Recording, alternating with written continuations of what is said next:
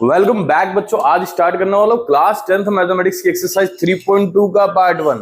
भाई पार्ट 1 इसलिए बोला क्योंकि एक्सरसाइज बड़ी है, क्वेश्चंस ज्यादा है, एक एक क्वेश्चंस को डिटेल्स में करूंगा, इसलिए वीडियो लंबी हो जाएगी, इसलिए इसको अपन कुछ पार्ट्स में डिवाइड कर देते, थोड़ा करके समझ में आ जाएगा जल्दी जल्दी।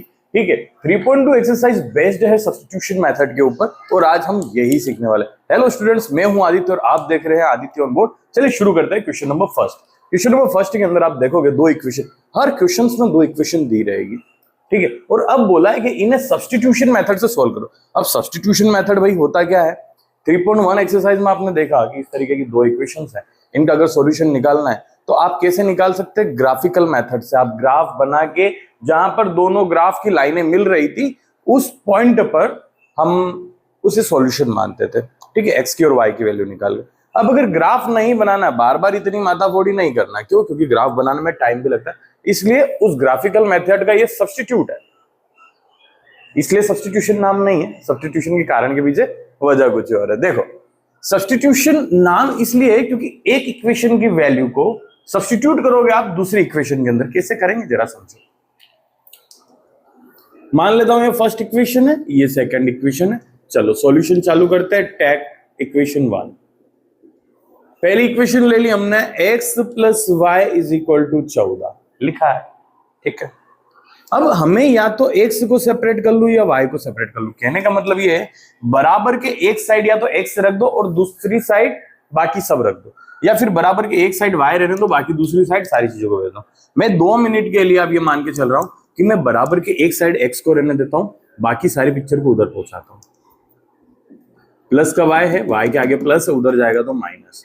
समझ में आ गया? ये फर्स्ट इक्वेशन से बनाई है, ये इक्वेशन 1 है, ये 2 है, ये फर्स्ट इक्वेशन से बनी है, नाम देते इक्वेशन 3।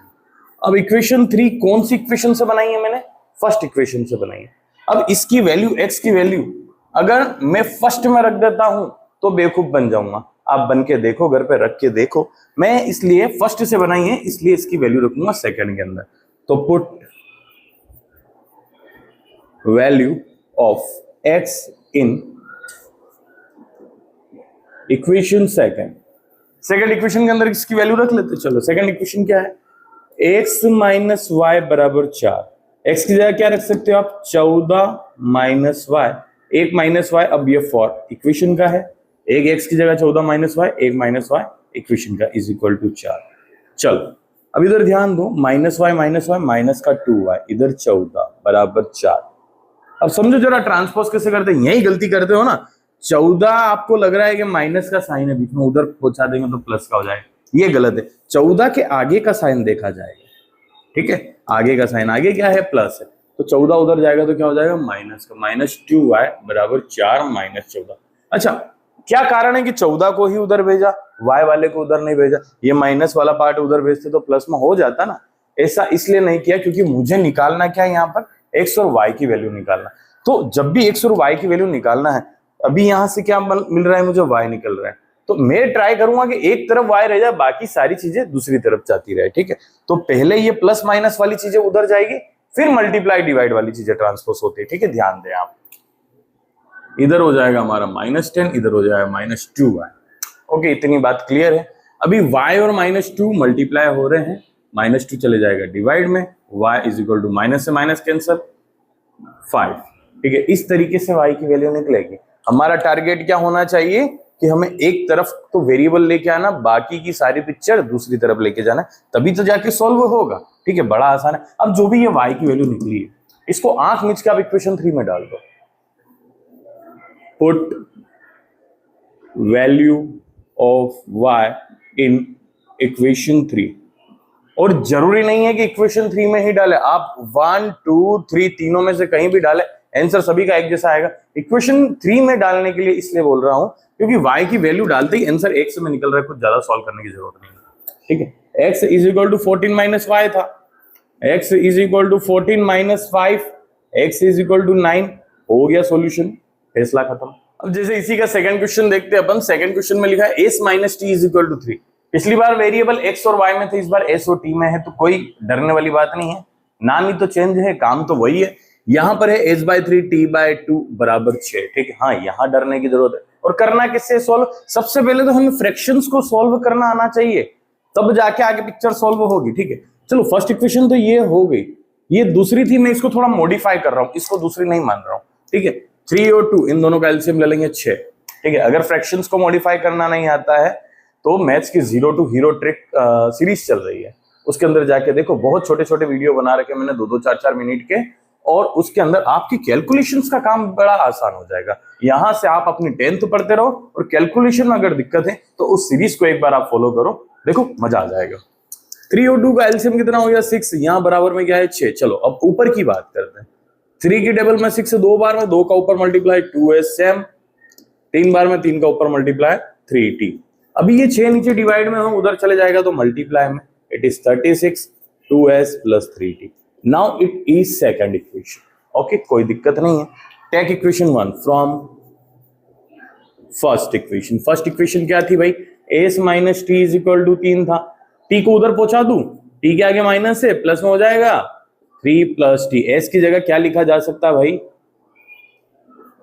3 plus T. ये बन गई हमारी इक्वेशन 1, 3 बन गई। काई से बने इक्वेशन 1 से बने, काई में रखना है, सेकंड में रखना है, 1 में क्यों नहीं रखना है, बेवकूफ बन जाएंगे। एक बार बन के दिखाते हैं आपको। चलो क्या होगा अगर 1 में रखेंगे तो 1 s minus t is equal to 3। s की जगह क्या रख दूं, यहां पर है 3 प्लस टी, तो 3 plus t minus t is equal to 3। T से टी कैंसिल, 3 बराबर 3 आ गया। तो ये क्या कुछ आंसर हुआ क्या, नहीं। तो क्या हुआ है, ये तो बेवकूफ बन गए, कुछ आंसर तो निकला ही नहीं। तो काई में रखना चाहिए, फिर इसको रखना चाहिए सेकंड इक्वेशन में। सेकंड इक्वेशन क्या है भाई, ये मान ली थी हमने s की जगह। चलो क्या इक्वेशन थी, लिख रहे हैं अपन, put value of s in equation 2। Okay, equation 2 देखो, 2 s की जगह ये पिक्चर अटका दें, 3 प्लस टी प्लस 3t बराबर में 36। चलो अब इधर आ जाओ। अब सबसे पहले क्या करेंगे, 2 का अंदर मल्टीप्लाई कर देते हैं। 2 का 3 के साथ हुआ तो 6, 2 का t के साथ होगा तो 2t प्लस 3t बराबर 36। चलो कोई दिक्कत नहीं है, ये लाइक टर्म्स हैं। ठीक है, इनके वेरिएबल एक जैसे लाइक टर्म्स है, इसलिए क्या हो जाएंगे, प्लस माइनस हो सकते हैं। ये भी प्लस का, ये भी प्लस का, क्या होगा, प्लस होगा। साइन बढ़ेगा रख दिया, 2 और 3 5t, यहां 6 है ही से, ये 36। ये 6 के आगे प्लस है, इसको उधर पहुंचा है, क्या हो जाएगा minus 36 minus 6 5t 30 5t t is equal to 30/5 is equal to 6। t तो आ गया भैया, सेट है 3 तो 6 आ गया। अभी क्या करें, s की वैल्यू भी तो निकालना है। s को बाकी क्यों छोड़ो, तो डायरेक्ट आप 3 वैल्यू में पुट करो ना, s डायरेक्ट निकलने के लिए तैयार है। Put value of t in equation 3। चलो 3 इक्वेशन क्या थी, s is equal to 3 plus t, s is equal to 3 plus t, t की जगह 6 रखना है, बस बात खत्म। s इज इक्वल टू 9 है, आसान। जब आप ये थर्ड क्वेश्चन देखोगे तो डायरेक्ट अपन अभी तक जो भी क्वेश्चन देख रहे हैं सॉल्व करते जा रहे हैं। इसको सॉल्व करने का कोई फायदा नहीं, क्यों, क्योंकि इसका आंसर नहीं निकलेगा। मुझे तो देख के समझ में आ रहा है, बाकी आप भी ऐसी हैबिट डालो कि क्वेश्चंस को पहले देख लो कि ये सॉल्व होगा कि नहीं होगा। एक्सरसाइज 3.1 में क्या किया था हमने, 3 तरह के केस पढ़े थे। एक तो एक यूनिक सॉल्यूशन बनता है जब a1/a2 b1/b2 के इक्वल नहीं होता है। एक इनफाइनाइटली मेनी सॉल्यूशंस बन जाते हैं जब तीनों रेशो इक्वल हो जाता है। और एक शुरू के 2 रेशो a1/a2 b1/b2 के इक्वल है मगर c1/c2 के इक्वल नहीं है, तब कोई सॉल्यूशन नहीं निकलता। इस केस में इनफाइनाइटली मेनी सॉल्यूशंस है। हमने जो सब्स्टिट्यूशन मेथड देखी है उसके अंदर तो सिर्फ एक ही सॉल्यूशन निकलेगा, है ना, x की एक वैल्यू आ जाएगी, एक y की वैल्यू आ जाएगी। मगर यहां ऐसा नहीं होगा। देखो आप जब a1/a2 करते हैं 1/3, b1/b2 कर रहे हैं 1/3, c1/c2 कर रहे हैं 1/3। जब तीनों भैया इक्वल है तो आप सॉल्यूशन एक कैसे निकाल के बता दोगे, यहां तो इनफाइनाइटली मेनी सॉल्यूशंस है ना। पिछले 2 क्वेश्चंस आप देख के कंफर्म कर सकते हो, वहां पर a1/a2 और b1/b2 बराबर नहीं थे। और सबसे पहले अगर हमें क्वेश्चन को सॉल्व करना सब्स्टिट्यूशन से, तो हम सबसे पहले यही देखेंगे a1/a2 b1/b2 के बराबर तो नहीं हो गया। अगर बराबर हो गया है तो तीसरी कंडीशन में c1/c2 के बराबर होगा या नहीं होगा। और दोनों ही कंडीशन में करने का कोई मतलब नहीं है। एक कंडीशन में तो सॉल्यूशन निकलेगा ही नहीं और दूसरी कंडीशन में इनफाइनाइटली मेनी सॉल्यूशंस हो जाएंगे, जो भी निकालना संभव नहीं है। अब अभी तक जितना मैं 10th क्लास को जानता हूं, ऐसे क्वेश्चन देख के बच्चे घबरा जाते हैं, हाथ पे ठंडे पड़ जाते हैं। क्या होता है उनके साथ? उन्हें लगता है कि यार ये डेसिमल वाली कैलकुलेशन अपने से नहीं होती। चाहे वो डेसिमल को सॉल्व करना जानते हैं, प्लस माइनस मल्टीप्लाई डिवाइड सब कुछ जानते हैं। इक्वेशन के अंदर क्या होता है कि एक छूट मिलती है हमें कि आप इक्वेशन के अंदर किसी भी नंबर का प्लस माइनस मल्टीप्लाई डिवाइड कर लो, बस शर्त यह है कि दोनों तरफ करना है। उसी का एडवांटेज लेके चलो इस क्वेश्चन को सॉल्व करते हैं। सबसे पहले चलो देखो, अगर मैं इक्वेशन में दोनों साइड 10 का मल्टीप्लाई करूं, इसके साथ 10 का मल्टीप्लाई होगा 0.2 के साथ, ये 2x, इसके साथ होगा ये 3y, इसके साथ होगा दूसरी साइड तो ये 13। इक्वेशन फर्स्ट सिंपल हो गई नहीं होगी? इसी तरीके से सेकंड देखो आप कर लोगे क्या? ये हो जाएगा 4x + 5y = 23। ये दो इक्वेशन हो गई, अपने पहले वाले रूप में आ गई। इस रूप में हम जानते हैं इसको सॉल्व कैसे करना है। देखो अभी फ्रॉम इक्वेशन 1, जब इक्वेशन 1 लेंगे 2x + 3y = 13 था। 3y को उधर पहुंचा देता हूं तो क्या हो जाएगा? 13 - 3y, क्योंकि इसके आगे प्लस है। कितना बचेगा? 2x। अब 2x थोड़ी निकालना है, x सेपरेट करना है। x should be 3y, 13 - 3y, और 2 मल्टीप्लाई में तो कहां आ जाएगा? डिवाइड में। ये हो गई मेरी इक्वेशन नंबर 3। और क्या करते हैं, काई से बनाई इसको? 1 से बनाई, तो 3 की वैल्यू काई में पुट करेंगे? 2 में। Put value of x from 3 in equation 2। ठीक है, देख लो इक्वेशन 2 क्या लिखी हुई थी भाई?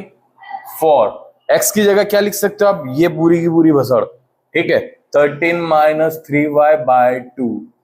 ओके, आगे ये तो 4x हुआ अभी तक, प्लस 5y = में 23। उम्मीद करता हूं इतनी बातें समझ में आ रही होगी आपको। ओके, अब कुछ नहीं है, ये 2 से ये 4 कैंसिल, 2 बचा। ये 2 से 4 के बीच में मल्टीप्लाई का साइन है इसलिए कैंसिल हो गया।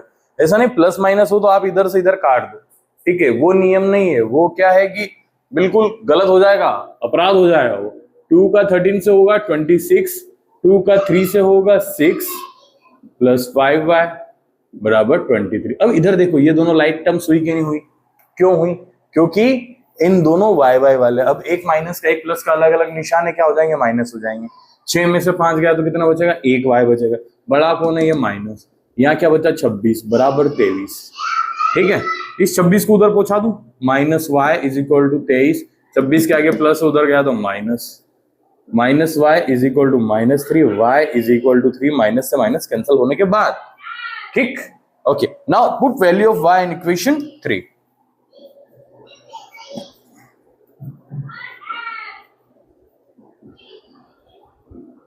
क्यों कर रहे हो भाई 3 में? क्योंकि यहां डायरेक्ट x निकलेगा।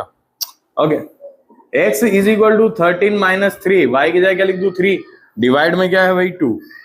देखते जाओ, x = 13 - 3, 3 = 9 / 2, x = 4 / 2, मतलब x कितना आ गया भाई? 2। आया समझ में? अभी ये 5th क्वेश्चन जितना ज्यादा देखने में डरावना लगता है ना, इतना मुश्किल नहीं है।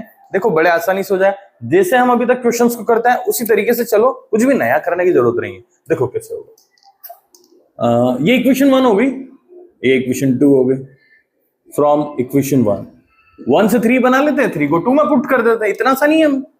√2x + √3y = 0 था बच्चों, इसको उधर पहुंचा देते हैं। √2x = माइनस का √3y, then x can be written as -√3/√2 into y। ये इक्वेशन हो गई 3।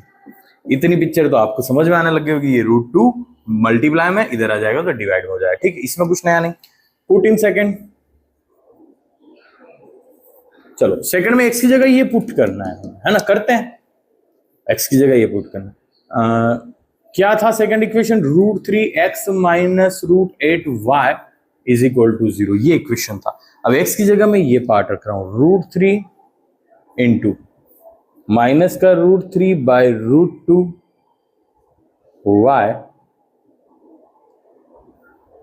माइनस का √8y = 0।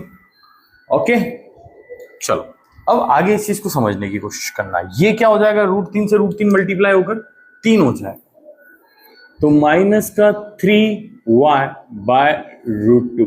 ओके, इसमें भी कोई दिक्कत नहीं है। यहां पर है माइनस का √8y इज इक्वल टू 0।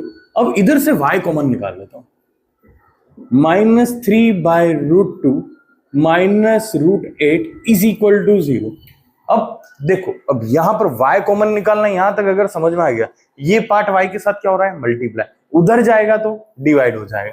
तो y इज इक्वल टू 0। वो नीचे जो भी ये कुछ लिखा हुआ है ये पूरा का पूरा पिक्चर में डाल दो।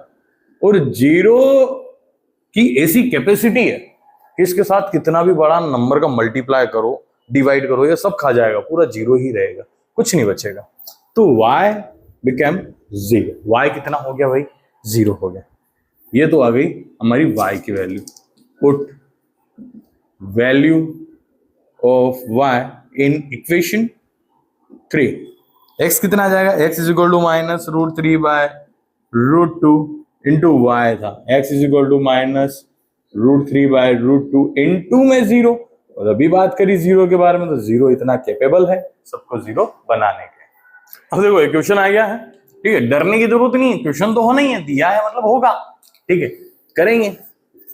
अब लेके आओ पहले इक्वेशन को, नीचे का एलसीएम लो, जुगाड़ बनाया। अब ठीक है, 2 कितनी बार मारा 6 के टेबल में, 3 बार में, 3 का मल्टीप्लाई इसके ऊपर वाले के साथ 9x, 3 के टेबल में 6 2 बार में, 2 का मल्टीप्लाई ऊपर वाले के साथ, ये 10y हो गया। इतनी बात क्लियर होगी। 9x - 10y is equal to -12, ये 6 उधर जाकर मल्टीप्लाई हो गया। ये बनाया मैंने फर्स्ट इक्वेशन से, इसलिए ये हो गई मेरी मॉडिफाइड इक्वेशन नंबर 1। अब इसके हिसाब से नहीं चलूंगा मैं, इसके हिसाब से चलूंगा। सेम सेकंड इक्वेशन देखो भाई। ओके, यहां देखो फिर से 6, 3 के टेबल में 2 बार में, इसलिए 2, 2 के टेबल में 6 3 बार में, इसलिए 3 से मल्टीप्लाई, बराबर 13/6। अभी ये 6 उधर जाएगा, मल्टीप्लाई होगा, 13 इंटू 6 कहीं ना कहीं होगा, और नीचे 6 ऑलरेडी है, ये कैंसिल भी होगा। 2x + 3y, इक्वेशन क्या बननी है भाई, 2x + 3y is equal to 13। ये होगा इक्वेशन नंबर 2, ठीक है। अब बात होगी सॉल्यूशन की, जो हम करना जानते हैं। 9x - 10y is equal to -12, ये थी इक्वेशन 1। यहां से चालू करते हैं, -10y उधर पूछाते हैं, 9x is equal to -12 plus 10y, x is equal to, इनको आगे पीछे कर सकते हैं ना, 10y - 12 और 9 आ जाएगा डिवाइड में, ये होगी इक्वेशन नंबर 3, ठीक है। इतना काम कंप्लीट होने के बाद अब put value of x in equation 2, क्योंकि 1 से बनाई। अभी 2 क्या है भाई, ये है, x की जगह ये पुट करूंगा तो 2, और x की जगह ये 10y - 12/9 प्लस 3y बराबर 13। अब क्या है भाई, ये 2 से 9 नहीं कैंसिल हो रहा, नहीं हो रहा है तो जबरदस्ती नहीं कर सकते, मल्टीप्लाई करो अंदर, 20y - 24/9 प्लस 3y बराबर 13। अब ये तरीका समझा रखा मैंने, अगर नीचे का 9 हटाना है तो इसको छोड़ के बाकी सबके साथ 9 का मल्टीप्लाई कर दो, ठीक है। तो क्या हो जाएगा, 20y - 24 plus 9 3 = 27y is equal to 13 9 = 117। Okay, अब लाइक टर्म से देख लो भाई, ये लाइक टर्म है, ये लाइक टर्म है जो है, ठीक है।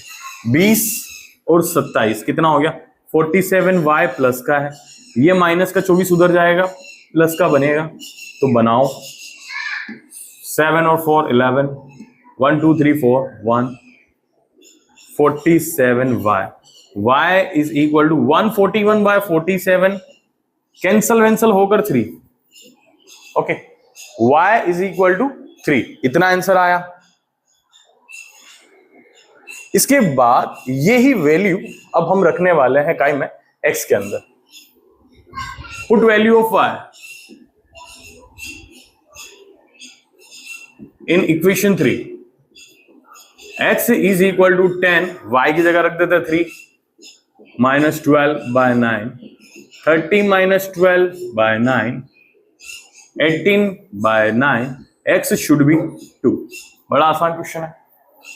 अब देखो, बड़ा जोरदार क्वेश्चन। सीबीएसई में क्या है कि एलिमिनेशन क्वेश्चन डायरेक्ट नहीं पूछते कि ये 2 इक्वेशन दे दी और सब्स्टिट्यूशन मेथड लगा लो और आंसर निकाल के बता दे। अब इस टाइप से क्वेश्चन आएगा, ठीक है। दो equation they the and hence find the value of m। m की वैल्यू निकालना, आप m तो है नहीं x x में, यहां पर बताया relation y is equal to mx plus 3 है। तो सबसे पहले तो x और y की वैल्यू यहां पर आएगी, इन दोनों से निकाल के हम इसमें डालेंगे, तब वो जाके m कहीं ना कहीं निकलेगा। तो चलो पहले वो की वही प्रक्रिया करते हैं। ये इक्वेशन फर्स्ट है मेरी, ये इक्वेशन सेकंड है। From first 2x plus 3y बराबर 11 है। 2x is equal to 11 minus 3y, x is equal to 11 minus 3y by 2। ये हो गई equation number 3। Put in second, क्यों? क्योंकि फर्स्ट से निकाली। 2x की जगह ये पूरी पिक्चर 11 माइनस 3y बाय 2, चलो 2x तो डाल दिया मैंने, माइनस का 4y बराबर माइनस का 24, ठीक है। ये 2 से 2 शहीद हो रहे हैं, नजर आ रहे हैं, काट दो। 11 माइनस 3y माइनस का 4y बराबर माइनस का 24, इसमें भी कोई दिक्कत नहीं होनी चाहिए।